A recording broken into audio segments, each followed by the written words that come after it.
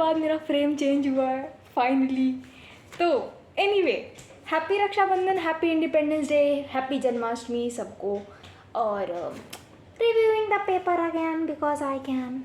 And also इससे पहले कि कोई हमसे पूछे फिर से कि आपके मार्क्स कितने आए हैं मैम, कितनी मार्क्स आई हैं आपकी, हम ये बता दें कि I am not going to tell the marks because भाई देखो, आई बिलीव इन नज़र शिट, बिकॉज नज़र लगती है लोगों की। तुम चाहे जितना कर लो, चाहे जितना भी बोलो, नज़र लगती है लोगों की। एंड द फैक्ट दैट हमें पसीना होने लगा अभी से, when I just close the fan, which tells कि कितनी ज़्यादा ह्यूमिडिटी है, बिकॉज बहुत ज़्यादा ह्यूमिडिटी है। खैर, coming back to the point, we reviewing the paper again because I can. तो बेसिकली हम यही बताएंगे कि पेपर कैसा गया था और पेपर कितना बढ़िया था कितना नहीं था। तो if you are expecting anything else भाई, आई डोंट थिंक कि तुम्हें कुछ और पता चलेगा इसके अलावा कि पेपर कैसा था। तो बिना टाइम वेस्ट किए, all the why wasted your 1 minute 15 seconds 16 seconds 17 seconds, sorry for that. तो आते हैं हम लोग बायोलॉजी पे। देखो सिलेबस बहुत कम था और 12th का था, और 12th हम बहुत बढ़िया से पढ़े थे। यस आई डिड, लगता नहीं है बट या आई डिड। तो मेरे लिए तो इजी ही था, इनहेरिटेंस था और बायोटेक का दोनों चैप्टर था, which was very easy for me, at least for me, मेरे लिए ईजी था।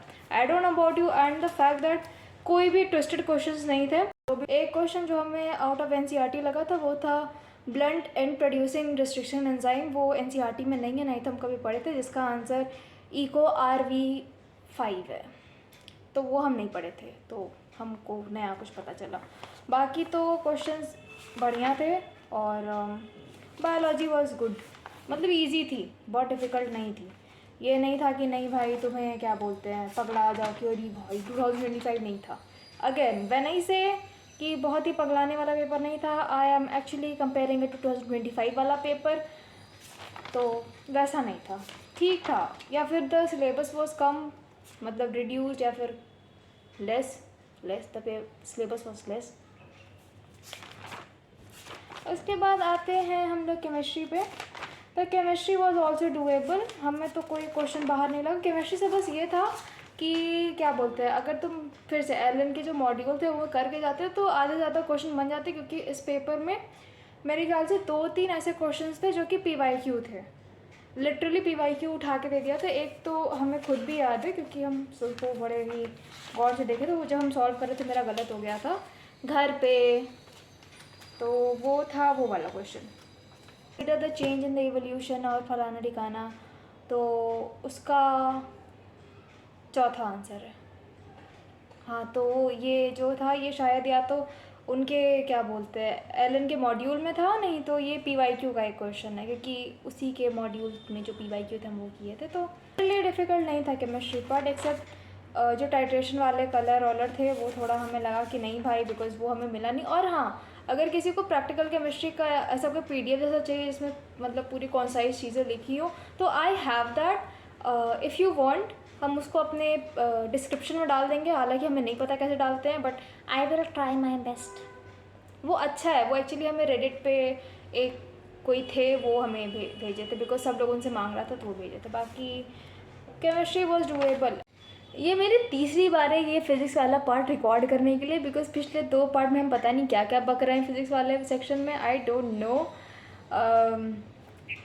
तो फिज़िक्स इट वॉज़ गुड, बहुत बुरा नहीं था, ऐसा भी नहीं था कि तुम नहीं कर पाओ, ईजी ही था।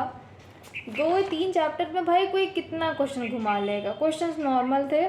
और गैल्वेनोमीटर से एक्चुअली लास्ट के जो 3 क्वेश्चन थे, शायद नहीं 4 क्वेश्चन थे, वो गैल्वेनोमीटर से थे। और हाँ, एक्सपेरिमेंट देखो, एक्सपेरिमेंट पढ़ना है फिज़िक्स का तो भाई यूट्यूब पे वो एक्सपेरिमेंट सर्च करके फिर उसको समझो, बिकॉज एक्सपेरिमेंट से क्वेश्चन, और फैक्ट दैट गैल्वेनोमीटर से आता ही आता है क्वेश्चन, एक न एक ठो कोई पेपर हो तो या गैल्वेनोमीटर पढ़ लेना भाई। और हाँ, एक बहुत नई चीज़ देखिए, हाँ ये देखो अगले साल हो सकती है पैराग्राफ वाले क्वेश्चंस, बिकॉज इस पेपर में है पैराग्राफ से फिज़िक्स में क्वेश्चन नंबर 8 से लेकर 12 तक। और ऐसा भी नहीं है कि जो एक क्वेश्चन है दूसरे से रिलेटेड नहीं है क्वेश्चन रिलेटेड, बिकॉज एक क्वेश्चन नंबर 10 में इसी क्वेश्चन पेपर के पूछा है कि काइनेटिक एनर्जी हाँ इलेक्ट्रिक एनर्जी प्रोड्यूस बताओ, और उसी के नीचे पूछा है कि जो ऊपर वाले क्वेश्चन का जो आंसर है उससे हमें बताओ कि क्या बोलते हैं उसकी पावर कितनी है, विच इज़ ईजी, हो जाएगा। बट एग्ज़ाम में भाई इतना ईजी नहीं पूछने वाले हैं, ठीक है। तो और इतना इजी नहीं पूछने वाले हैं, एंड द फैक्ट दैट इतना रिलेटेड क्वेश्चन नहीं पूछने वाला है, ये एक नई चीज़ है नीट में जो कि अगले साल हो सकती है। पैराग्राफ देंगे और उसी से तुम्हारा रिलेटेड क्वेश्चन देंगे कि पहला वाला क्वेश्चन से ये रिलेटेड है, ऊपर वाले क्वेश्चन में क्या हुआ था तो उसकी वजह से ये कैसे हुआ है, तो ये हो सकता है क्या। जैसे इसमें भाई ये नया क्वेश्चन था क्योंकि इसमें 3 क्वेश्चन जो थे वो लगातार रिलेटेड ही थे।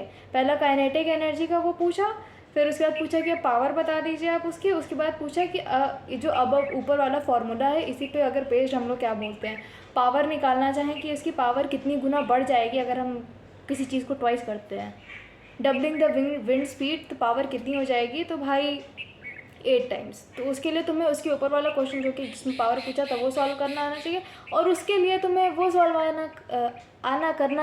करना आना चाहिए जिसमें काइनेटिक एनर्जी पूछा था। I am very sorry for my Hindi, मेरी हिंदी भाई पता नहीं क्या हुआ मेरी हिंदी का, but we are not talking about Hindi, we are talking about NEET या। और तो बाकी ईजी ही था मेरे लिए पेपर। सर्कुलर मोशन हमें थोड़ा लगा डिफ़िकल्ट बिकॉज अभी सलीम सर का वो कंप्लीट नहीं हुआ था और हम 2 लेक्चर मिस कर दिए थे। Yes I am doing Salim sir का लेक्चर्स, बहुत ज़्यादा तो नहीं बट या आई एम डूइंग। तो या दिस वॉज इट, मेरे घर वाले आ गए, बाय।